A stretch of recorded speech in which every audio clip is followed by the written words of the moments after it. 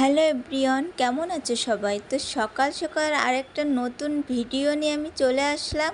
তো এখন বাজে সকাল 7টা মতো, আর আমি উঠেই ব্যালকনিতে চলে আসলাম। এসে দেখি ব্যালকনিতে রোদ্দুর চলে এসেছে আর হালকা ঠান্ডা ঠান্ডা ভাব। তো ওয়েদারটাও অনেক সুন্দর ছিল, তো গায়ে মিষ্টি রোদ লাগছে, অনেক সুন্দর লাগতেছিল। তো কিছুক্ষণ আমি ব্যালকনিতেই দাঁড়িয়েছিলাম। তো দেখো সকাল সকাল রোডটাও অনেক ফাঁকা, গাড়ি ঘোড়ার জ্যাম নাই। তো প্রতিদিন সকালে আর কি আমি উঠে আগে ব্যালকনিতে চলে আসবো, এটাই আমার কাজ। তো দাঁড়িয়ে থাকতে কিছু সময় আমার অনেক ভালো লাগে। সকালটাই আমি ব্যালকনিতে যাই। তো আমি রান্না করতে চলে যাব, ওই জন্য ভাবলাম একটু ব্যালকনি থেকে আসি। তো এই তো আমি এদিকে চার জল বসিয়ে দিয়েছি। তো সকালটা শুরু হবে 1 কাপ চা দিয়ে, তারপর রান্না বান্না। তো প্রতিদিন সকালেই আমার 1 কাপ চা না হলে হয় না, মাথা ব্যথা শুরু হয়ে যায় চা না খেতে পারলে। তাও আবার গ্রিন টি, চিনি ছাড়া গ্রিন টি, এটা না হলে আমার মাথা ব্যথা সারা দিন হবে, এটা যদি আমি না খাইতে পারি। তো এই তো 1 কাপ গ্রিন টি নিয়ে আমি বসে পড়েছি, আর সাথে আছে বিস্কুট টোস্ট। তো এটা দিয়ে আমার সকালটা শুরু হয়। তো খাবো দাবো, তারপরে তো রান্না করতে যাব। তো এই তো আমি খেয়ে নিচ্ছিলাম, খেয়ে ঠেয়ে তারপর রান্না করতে যাব আর কি। চাটা অনেক গরম ছিল।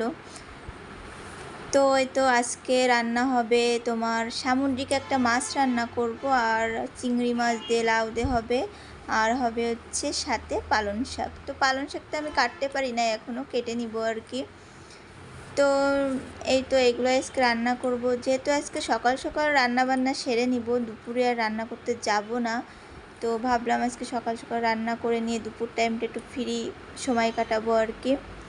তো এই তো আমি রান্না বসিয়ে দিয়েছি। তো আমি লাউর তরকারিটা আগে রান্না করে নিব, তার জন্য আমি জিরা ফোড়ন দিয়ে চিংড়ি মাছগুলো ভেজে আমি লাউগুলো একটু নেড়ে চেড়ে নিচ্ছিলাম। তারপর একটু লবণ দিয়ে দিব, একটু হলুদ দিয়ে দিব, এগুলো দিয়ে একটু ভালো করে নেড়ে চেড়ে নিব।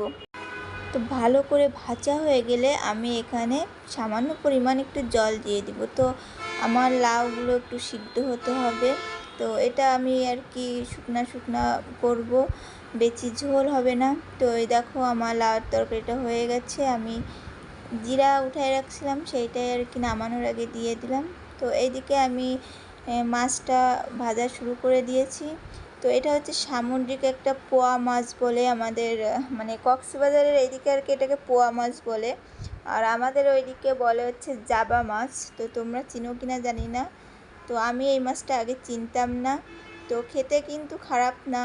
তো পরে আস্তে আস্তে আর কি চিনেছি, পোয়া মাছ বলেই জানি আর কি। তো এই তো এদিকে আমি আলু টমেটো ভেজে নিচ্ছিলাম, তারপর এখানে একটা পেঁয়াজ কুচি দিয়ে দিচ্ছিলাম, সেটা হালকা করে একটু আমি ভেজে নেব। তো ভেজে নিয়ে আমি ওইদিকে মশলা করে রাখছিলাম।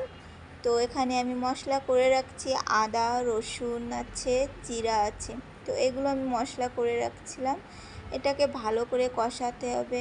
আর যেহেতু সামুদ্রিক মাছ, তো এভাবে রান্না না করলে আমার কাছে একটু কেমন গন্ধ লাগে। তো আমি এভাবেই রান্না করি সামুদ্রিক মাছটা, তা না হলে মানে আমি খাইতে পারি না, আমার কাছে একটু গন্ধ লাগে। তো এই তো আমি ভালো করে কষিয়ে মাছগুলো দিয়ে দিচ্ছিলাম, তারপর পরিমাণ মতো একটু জল দিয়ে দিলাম। তো দেখো কালারটাও কিন্তু সুন্দর হয়েছে। তো এবার আমি একটু ঢাকা দিয়ে দেব, তারপর দেখো ঝোলটা ফুটে উঠেছে। তো নামানোর আগে আমি এখানে কিছুটা গরম মশলা আর কিছুটা জিরা গুঁড়া দিয়ে দিব। তো দেখো ঝোলটা আমার হয়েও এসেছে। তো এখানে আমি যে জিরাটা উঠায় রাখছিলাম ওটা এবার দিয়ে দিব।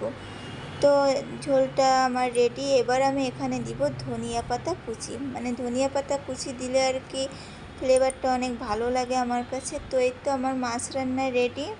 তো এবার আমি পালং শাকটা করে নেব। তো পালং শাক করার জন্য আমি এখানে বেগুন ভেজে নিচ্ছিলাম, বেগুন আর চিংড়ি মাছ দিয়ে আজকে পালং শাকটা হবে। তো পালং শাকগুলো দিয়ে ভালো করে একটু নেড়ে চেড়ে নিতে হবে। তো পালং শাক দিয়ে যেহেতু অনেক জল বের হয়, একটু সময় লাগে রাঁধতে। তো এই তো আমার রান্না কমপ্লিট। তো পালং শাক, লাউ দিয়ে চিংড়ি মাছ, আর হচ্ছে সামুদ্রিক পোয়া মাছ। তো এটাই আজকে দুপুরের রান্না বান্না। তো ভিডিওটি এই পর্যন্তই, সবাই কেমন লাগলো বলবেন। আজকের মতো টাটা।